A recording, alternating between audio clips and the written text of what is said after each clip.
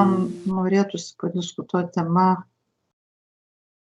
kaip gyventi su toksišku žmogum.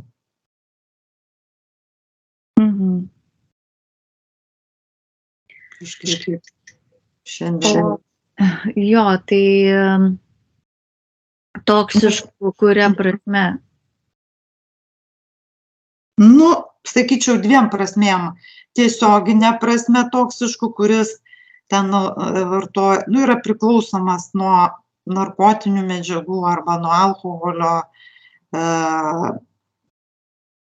turi tokią, kaip sako, priklausomybę, arba toksinis žmogus, kaip narcizas, kuris turi, tam tikras charakterio savybės, kur neempatiškas ir pas tave šeimoje yra toksai. Ir dauguma žmonių jaučiasi kaip spąstuose, nes iš vienos pusės tai yra labai sunku bendrauti su tokiu žmogum, o iš kitos pusės tau jo gaila, nes jisai yra tavo labai artimas žmogus, tavo šeimos narys, ar tai mama, ar tai sūnus, ar tai brolis. Ir kažkaip taip, paskutiniu, šiom dienom, taip kažkaip tai. Man tai iš tikrųjų, bet man iš tikrųjų tai ateina iš karto toksai kaip ir klausimas, kad reikėtų atsukti į save nes mes labai dažnai galvojam, kad jeigu pakeisim tą žmogų, tai bus mums geriau, bet iš tikrųjų tai čia yra tik tai bėgimas nuo savęs. Nes iš tikrųjų tai viskas priklauso vis tiek nuo mūsų pačių ir man labai patiko aš tokį iš tikrųjų interviu klausiausi apie žmogų, kuris buvo labai stipriai, tipo addiction, įėjęs į priklausomybę, alkoholį. Ir jisai po to išėjo iš to. Ir esmė yra ta, kad jisai išėjo tik tai tuomet, kai tai darė ne dėl kitų, ne dėl ten mamos, tėčio, ne dėl vaikų, ne dėl žmonos, nes tai būna tik trumpalaikis išėjimas, bet darė dėl savęs. Kai jisai atėjo jam tas suvokimas dėl savęs, tada ir įvyko tas nušvitimas jam. Bet čia, kaip sakoma, yra labai slidi ta riba, kad tie žmonės, kurie su tuo žmogum susiję, jie labai dažnai sako, daryk tai dėl savo dukters, daryk tai dėl savo, dėl kažko, žinai. Bet pirma, iš tikrųjų, tai jis turi suvokimą tą turėti, kad jis turi daryti dėl savęs. Ar jinai, čia aš kalbu taip, kaip žmogus. Ir... Taip, bet čia gal reiktų skirti, žinai, apie ką kalbam, ar kaip turi elgtis žmogus turintis priklausomybę, bet ar ir kaip turi elgtis žmonės gyvenantis kartu. Taip, o tie, kurie gyvenantis kartu, tai yra labai slidus šitas reikalas, nes jisai pats sako, kad,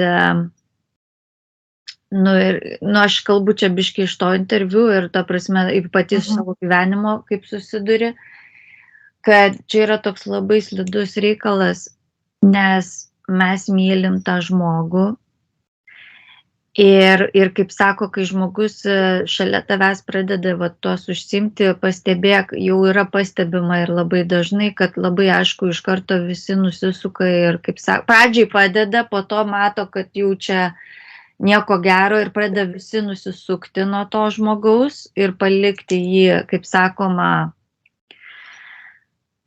degraduoti, tipo, žinai, ir tikėtis, kad tas, kaip sakoma, palikimas pavyks ir tipo, supras, kad va, aš čia paliktas ir dėl to, kad aš tai blogai darau.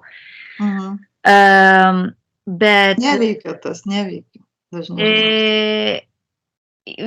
Bet tas žmogus, kuris nori palikti tą žmogų, iš tikrųjų viduj kirba jam ta mintis, kad plembo, jeigu aš paliksiu ir jisai ten nusižudys ar kažkas bus blogo, ir tas neleidžia visapusiškai palikti to žmogaus. Taip. Ir vyksta, ir tas žmogus, kuris turi tą priklausomybę, tą jaučia ir žino, ir kabinasi. Bet tai nereiškia, man labai patiko, kaip jisai pasakė, kad jo tėvai ėjo irgi į terapiją, nes jie irgi labai kentėjo nuo to, kad jisai yra toksai. Ir jo tėvam terapistai pasakė, kad jūs turite ateiti ir tai pasakyti jam. Tipo, man labai gaila, ta prasme, kad tu pasirinkai tokį kelią, mes tave labai mylim, be galo mylim ir visapusiškai stipria meilė, bet mus irgi žlugdo šitas tavo santykis, ta prasme, kad ir mūsų geroviai mes tave paliekam, nes mes kitaip irgi žūsim. Ir taip jie išreiškia būtent tokiais žodžiais, kad, ta prasme, kai tu susitvarkysi, ateik ir mes tave apkabinsim ir priimsim. Ir, kaip sakoma, Biblijoje irgi netgi tas pasakyta, kad tas pabėgėlis sūnus, tas, kaip sako, kaip ten tas, žodžiu, gašlūnas išeina ir tipo ten draskosi per visą gyvenimą, taip toliau. Paklydėlio sūnaus sugrįžimas. Jo, ir jisai tada sugrįžta ir tėvas jį apkabina ir žodžiu sako, aš tau atleidžiu. Jo, tai kaip iš šiuolaikinės psichologijos žiūrint, tai ta prasme ir yra, kad tu turi nuoširdžiai pasakyti tam žmogui, ką tu jauti, bet tu turi nenutraukti to emocinio ryšio su to žmogum, ta prasme, kad pasakai jam, kad tu brangus, bet kol tu taip darai, aš negaliu bendrauti. Ta prasme, kad tu turi keistis, kad aš nenutraukiu visiškai to ryšio, kad, kai tau gal reikės kažkokios pagalbos, tu galėsi ateiti pas mane, bet nematerialios pagalbos, čia gal daugiau taip. Ne, netgi jokios pagalbos. Tu pats turi ieškotis tos pagalbos. Tu gali suteikti to, nes jisai tada vėl užsikabina. Tada pats nesprendžia. Pats nesprendžia. Mes atsimeni, mes dar kai priėjom tą patį atsakymą mūsų asmeniniai situacijai, kad tol, kol mes visą laiką sprendžiam už tą žmogų, jo problemas, jisai niekada nepakils ir nebus, kaip sako, neužaugs, jisai bus vaikas, pastovus vaikas, ta prasme, žinodamas, kad tu už jį tai padarysi. Čia yra tas, tu turi būti labai stiprus ir pasakyti, aš tave labai myliu, bet šita problema yra tavo, tu turi ją pats išspręsti. Nei tėvai, nei žmona, nei vaikai to negali tą už tave padaryti. Tas tai taip, Bet va čia va to... Ir viskas. Ir aš laukiu tavo skambučio, kai tu pats išspręsi ir ateisi. Bet matai, čia turi būti tas žmogus, ko priklausomas, jisai turi jau pasiekti atitinkamą sąmoningumo lygį, kad tai padaryti. O daugumoje atveju, tas yra toksai kaip užburtas ratas. Ir kol mes gelbėjam tą savo artimą, tol mes vėlgi irgi, lygiai kaip mes liepiam tam priklausomui spręsti pačiam savo problemas, lygiai taip pat mes turim atsigręžti ir spręsti savo problemą. Taip, va būtent. Tai čia dėl ko aš tą ir pasakiau kaip pavyzdį, kad tie tėvai irgi nebūtų priėję prie to pasakymo savo sūnui, kol patys nebūtų pradėję eiti į terapiją. Taip. Ta prasme, kad... Arba kažkokią ieškoti savo išeičių, gelbėt savo gyvenimą. Taip. Tai vat, dėl to aš ir tą noriu pasakyti, kad prieš prieinant prie šito pokalbio su tuo toksišku žmogum ar kokiu ten, kad ir narcistu, tu pradžioj turi pats suvokti, pats eiti savo keitimosi keliu. Nes aš, pavyzdžiui, turiu irgi tokį pavyzdį, kaip mergina turėjo visą laiką tokius toksiškus, visą laiką kažkaip, sako, narcistiniai tie santykiai vykdavo. Ir jinai tol neišėjo iš to užburto rato, kol pati nepaklausė savęs, kodėl aš pritraukiu tokius vyrus. Ir kai tik jinai iškėlė tą klausimą, mūsų pasąmonė visada gaus atsakymą, tu visada rasi atsakymą. Ir jinai tada pradėjo gilintis į savo vaikystę, kad jinai, ta prasme, augo tokioj situacijai, kur jai atsivėrė akis, kad jos tėvas yra narcistas, ta prasme, ir kad jinai galvoja, kad tai yra natūralu, kad tai yra toks natūralus santykis, ta prasme, kad čia yra natūralu, kai jinai suvokia, kad tai yra nenatūralu, kad tai yra einantis iš vaikystės, kai jinai pradėjo valytis. Ir kai sako, kaip iš dangaus visiškai pasikeitė, viskas jos gyvenime pasikeitė ir per metus jinai susikūrė šeimą, vaikas atsirado ir laimingai, kaip sako, gyveno, ta prasme, bet tol, kol tu pats neatsigręži į save ir nepaklausi, kodėl aš pritraukiu. Kodėl? Jo, bet pavyzdžiui, va čia irgi man dažnai tokie klausimai, dabar vat labai pasidarė populiarūs tie klausimai, kad toksiški tėvai, vat, kaip ir sako, anksčiau tai mes mylėjom savo tėvus besąlygiškai, kol dabar psichologai nepasakė, kad jūs augot su toksiškais tėvais, žinai. Ir, va čia aš matau tokius, žinai, pliusus ir minusus tame, žinai, nes daug kas sako, vat, toksiški, ten, daleiskim, mamos ir dukros santykis, kad, mama ten narcizė, turi narcistinių tų labai savybių, arba tiesiog, jeigu daugumoje atveju, jeigu jinai gyvena viena ir augina vieną vaiką, tai jinai sudeda visą tą savo energiją psichinę į tą vaiką. Ir tiesiog, ir paskui, kada tiesiog traumuoja tą vaiką tokiu būdu, bet kaip jau ta dukra, sakykime, tampa suaugusi, jinai pradeda ieškoti atsakymų, kodėl jai nesiseka ten gyvenime kažkas taip nesėkmių virtinė ir taip toliau. Ir gauna atsakymą, kad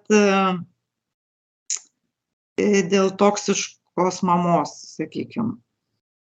Ir tada būna tokie patarimai daugiausia, kad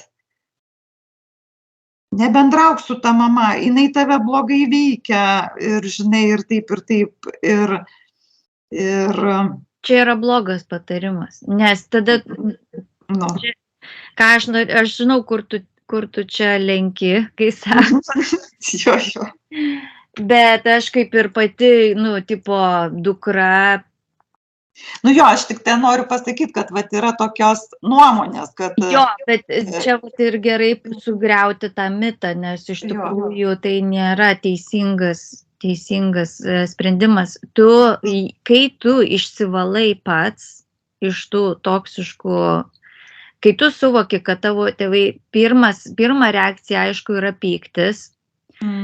Po to, tai, bet čia vėlgi rodo, kad tu dar neišsivaliai. Taip.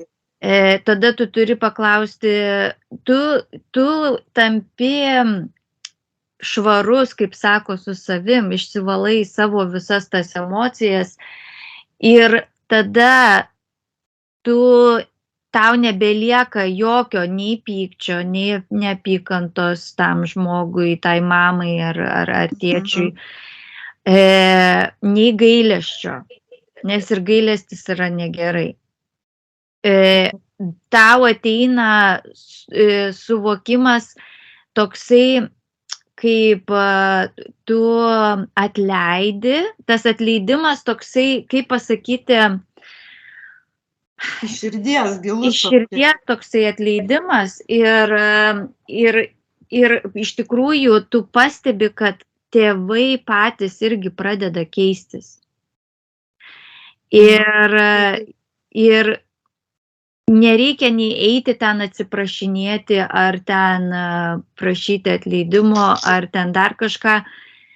Automatiškai tau nustoja erzinti tave tos mamos ten elgesys, arba jis nebeveikia. Ta prasme, jo, netrigerina. Nebetrigina tavęs. Jo, čia gal ir toksai ir yra lakmuso popierėlis, kad jeigu tu jau galvojai, kad tu susitvarkai su savo problemom, tai vėl ir pasitikrini.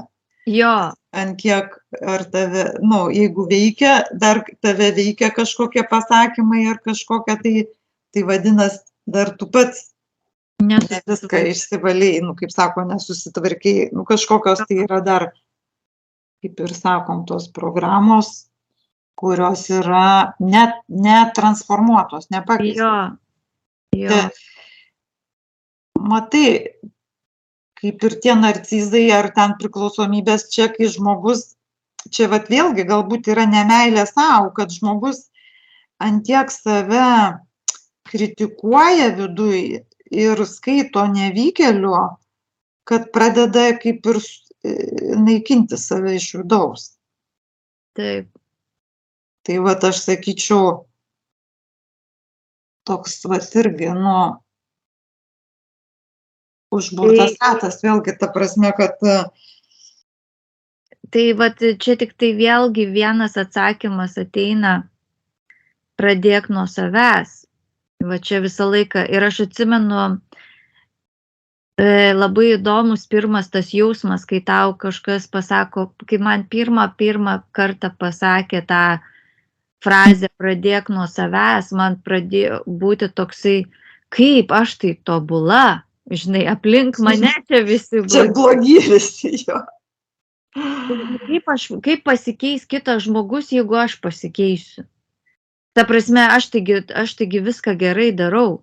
Tai čia visų žmonių pirma reakcija, tikrai visų žmonių. Ne, aš gal sakyčiau, kad noras keisti kitą žmogų, tai čia pas visus labai gajus toksai, žinai, bet aš tai linkčiau, tą iš tikrųjų, man tas skirstymas toksai psichologinis, gal ir teisingas, kad, jeigu ir sako, kad jeigu iki 1,5 metų susiformuoja 40% tavo asmenybės jau, tai labai daug ką pasako. Ir ta asmenybė susiformuoja būtent taip, kad tavo požiūris į pasaulį ir į save. Jo. Tai va, yra vieni, kurie skaito, čia gal idealiausių variantų, kad aš tobulas ir pasaulis tobulas, bet čia turbūt tokių, nežinau, kaip sako vienetai. O dažniausiai būna aš blogas, pasaulis geras gali būti variantas, arba pasaulis blogas, aš geras variantas, arba aš blogas ir pasaulis blogas. Jo. Toks variantas. Pavyzdžiui, mano tai buvo toksai variantas, kad aš bloga ir pasaulis blogas. Ir čia gal toks vienas iš sunkesnių variantų, nes aš sakyčiau, tavo variantas tai geresnis, kad aš gera, bet aplink blogai. Nu, žinai, čia, kaip sako, ir tada atitinkamos reakcijos ir atitinkamos programos, atitinkami sprendimai. Taip. Taip, tai tas atpažinimas iš tikrųjų šitas galbūt irgi labai geras pirminis toks atpažinimas. Bet tikrai einant link to, kad keitimosi savęs, pradėjimo analizuoti save ir savo emocijas, tai iš tikrųjų jie kaip sluoksniai, kaip taip sluoksniuojasi, ta prasme, ir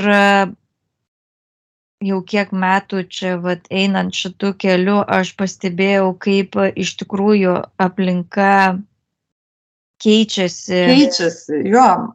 Man tai tas pirmą kartą tas buvo toks patyrimas stebuklingas, kad, nieko nedarant, kaip sakoma.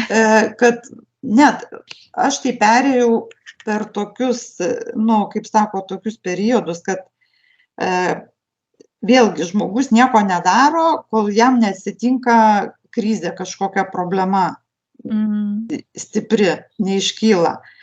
Ir kaip iškyla santykiuose problema, tada pirmoje eilėje tu smerki tą žmogų, kuris tau sukėlė problemų. Pirmoje eilėje tu jį nori perauklėti, pykti ant jo ir ten taip ir taip.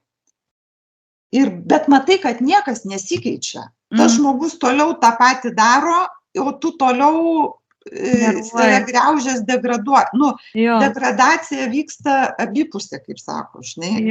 Ir kai tu tą pamatai, kad nieks nevyksta, tik dar viskas blogyn vis eina, tada pradedi, ir kaip aš atradau tą, kad pradėjau gydyti save, atsisuk į save. Ir kada atsisukau į save, aš staiga pamačiau, kad tas žmogus galbūt taip daro dalinai ir dėl mano kalties, dėl mano to elgesio. Ir tada aš pradėjau kažkaip tai, tada kita ta stadija prasidėjo, sakykime, tokia, kad aš pradėjau kaltinti save, kad tas žmogus toksai. Tai vėl turėjo kažkiek tai laiko praeiti, kol vėl tu suvoki, kad tas kalties jausmas yra labai destruktyvus ir vėlgi nieko neduoda. Ir dar blogiau, ta prasme, tu jau save pradėjai naikinti. Negana to, kad tavo artimas žmogus save naikina, dar ir tu pradedi save naikinti, žinai. Bet labai ilgas tas buvo periodas toksai, kad sakyčiau, kaip sako, up and down. Ta prasme, tu jau pradedi liktai kilti ir to žmogaus elgesys tave vėl numuša. Bet būtent kaip kai tikrai įvyko savęs transformacijos, taiga pamatai, kad tas žmogus pasikeitė, atrodo, kaip automatiškai. Ir čia įvyksta tas stebuklas. Čia tas yra, kad reikia ta valia, gal vėl galim, valia ir nepasidavimas, kad ta prasme vis tiek tu sakai, netinka man tai. Nu kažkas netinka, reikia dar kažkaip kitaip spręsti tą dalyką. Ir tu vis tiek eini ieškojimo to keliu, net susitaikai su ta situacija, kad ta prasme tave tas netenkina. Nu taip, taip, taip, taip. Ir tada tu vis tiek eini ir tą bandai, ir ieškai, ir kaip sakoma, vis tiek tave atveda į tą vat savęs, nu, perlaužimą, kaip sakoma. Bet aš sakyčiau, va, čia gal dar yra ir, nu, tas dalykas, kadangi mes visi sujungti tais, kaip sako, nematomais tais saitais, energetiniais, tai va čia gal ir vyksta ta transformacija, kai tu transformuojasi, ta informacija daeina ir iki to žmogaus, kuris tau rūpi. Ir va, nu ir tada įvyksta tas toksai stebuklas, kad tai paliečia tą žmogų. Taip. Tiesiog, va būtent kaip ir tu sakai, tu gali jam nieko nesakyti iš tikrųjų, net nekalbėti su juo. Bet tiesiog mintyse padaryti tą transformaciją, nu, kaip įvyksta tikrai ta transformacija, kaip sako, ne protų, o per širdį, kaip įvyksta tas gilus suvokimas tos visos situacijos. Ir tos suvokimas savo kalties, kad, nu, tai yra ne kaltė, o būtent kalties transformacija. Kol yra kaltė, bet vyksta ta degradacija, aš, kaip sako, irgi neseniai dar atradau tą, niekad nepagalvodavau anksčiau, kad kaltė toks destrukcinis jausmas. Nes mum gal net per religiją įpiršo, kad kaltė tai yra gerai. Jo. Ir va čia vat vėl įvyko toksai, nu, toks sumanipuliavimas. Jo. Apkeitimas tikrųjų vertybių, kad kaltė tai yra gerai, o realiai, kai aš atsikračiau tos kalties, tada vat įvyksta tos transformacijos. Jo. Jo, ir žinai, bet dažnai žmogui labai sunku atsisakyti tų dalykų, nes jisai galvoja, tai kaip čia bus dabar be kalties, be pykčio, be baimės, tai čia tas įvyksta toksai dar vienas iš tų tokių, kad tipo, čia mano asmenybė, tai dabar kaip čia dabar, kaip čia aš elgsiuos, koksai tas gyvenimas bus, ta prasme. Čia būsiu ne aš. Čia būsiu ne aš, jo, ir iš tikrųjų, tipo, tai va tas va ir gaunasi, kad kai tu tą va atsisakai, supranti, kad labai geras gyvenimas, ta prasme, tu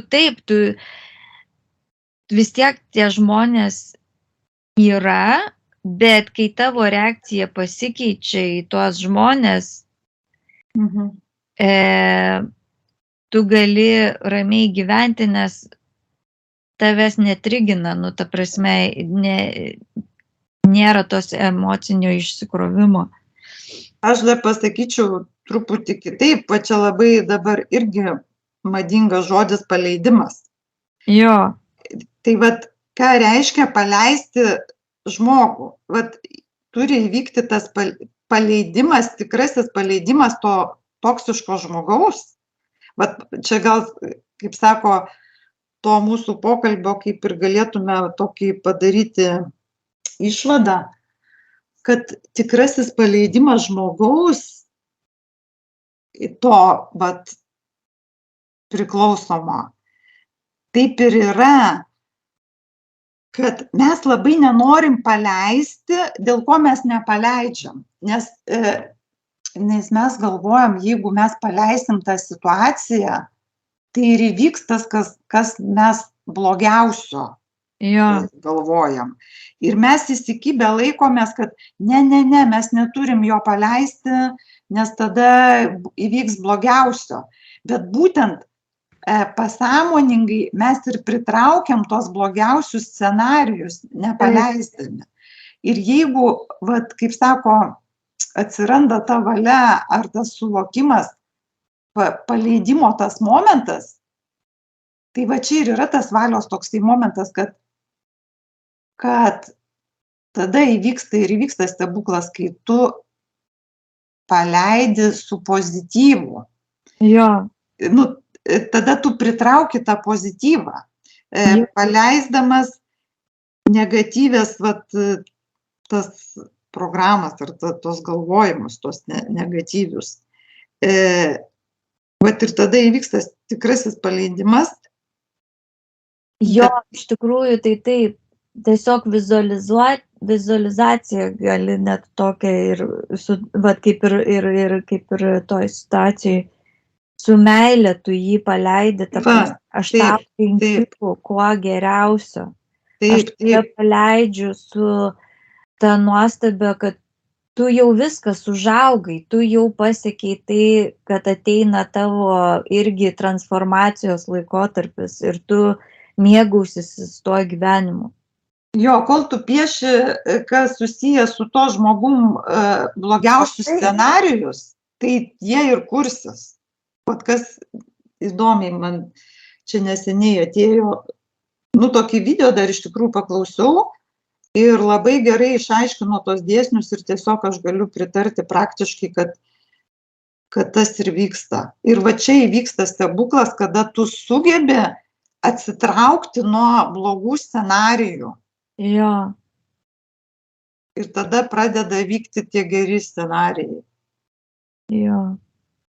Bet aišku, tu, kai sako, tuos geruosius scenarijus kurti, reikia pradžiai irgi pačiam biškį, kaip sakoma, paleisti blogas emocijas. Taip, tai čia vėlgi, dirbant su savim, tu tą išmoksti. Jo, taip, tai vat, iš tikrųjų čia kaip ir toksai, vat, ir gaunasi, kai bendrauti su toksišku žmogum, tai pirmas step, kaip sakoma, pirmas žingsnis, tai atsisukti į save ir susitvarkyti su savo blogos. Pradėti žiūrėti savo problemas ir savo problemas. Tada antras kaip ir būtų paleidimas tų emocijų ir kūrimas gerų emocijų linkėjimo tam kitam žmogui. Ir išėjimas, ta prasme, ir gaunasi tas lengvas toksai išėjimas. Ir visą laiką savęs klausti, kai tu kalbi su to žmogum, vat irgi, čia net ne ar su toksišku ar nesu toksišku, su bet kokiu žmogum, jeigu tu kalbi, kažkokius tipo patarimus duodi, tai visą laiką pagalvoti, ar tu tai darai iš meilės ar iš baimės. Jo. Va čia visą laiką eina tas dalykas. Vat jeigu nori priimti gerus sprendimus, tai visą laiką turi savęs perklausti. Ar tu čia tą darai iš baimės, iš pykčio, iš negatyvių tokių emocijų apimtas, ar tu tai darai iš meilės. Ir, kaip sako, visada meilė nugali, kaip sako, meilė daro stebuklus. Jo. Bet kiekvienas, tai, kaip sako, meilės yra daug rūšių ir kiekvienas tai turi, kaip sako, pragyvena per save. Taip. Tai va, meilė turi daug rūšių, tai va reikia dar atpažinti savo meilę. Kaip tu, nes va kaip mes ir kalbėjom, kad vaikystėje, pavyzdžiui, jeigu tu supratai, kad, pavyzdžiui, sirgdamas tu gauni meilę iš mamos, tik tuo metu tu gauni tą dėmesį. Tai gal čia bus kita tema. Jo. Temai. Apie meilės. Meilė. Jo. Tai va, linkime visiems geros dienos ir tikėsimės, kad susitiksim. Ir lauksim jūsų klausimų, kokias gal jum norėtumėt, kad aptartume problemas, ar Jo. kokias temas aptarti, lauksim ir jūsų pasiūlymų. Jos, taip, sėkmės visiems. Geros dienos, Pučkis. Su meile.